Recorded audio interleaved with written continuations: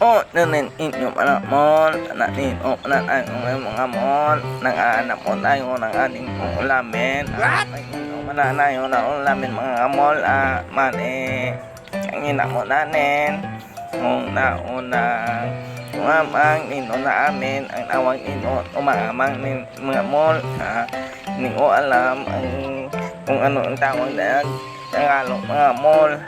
Asan ino na amin ito mga mall may dahon ng lambi, may siling lamuyo, kamatis, muyan, muno, na ang kanyang kawang mga amol.